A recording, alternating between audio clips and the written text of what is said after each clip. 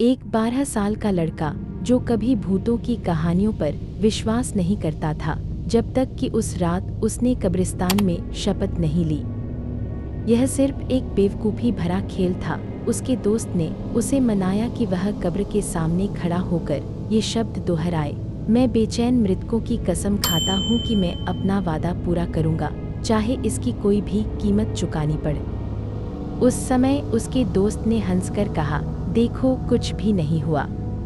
अचानक अंदर से एक धीमी फुसफुसाहट आई, खोदो। दोनों लड़के दिल तेजी से धड़कते हुए दौड़ पड़े।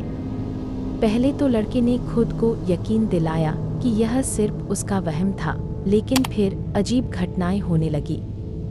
रात में उसके बेडरूम का दरवाजा खुद ब खुद चरमराते हुए खुल जाता, जबकि वहाँ कोई नहीं होता। उसका कुत्ता उसके कमरे में जाने से इनकार कर देता, किसी अनदेखी चीज़ की तरफ देखकर कराहता रहता।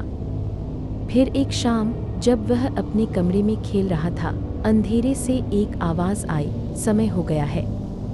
लड़का घबराकर मुड़ा और दीवार पर एक परछाई देखी, एक ऐसी आकृति जो उसकी नहीं थी।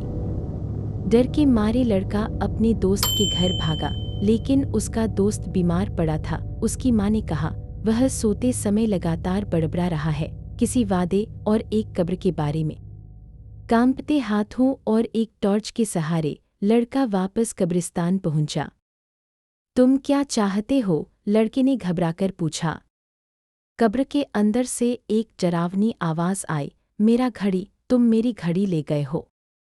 अब लड़के को सारी सच्चाई समझ आ गई। उसने इस बारे में कहानियां सुनी थी।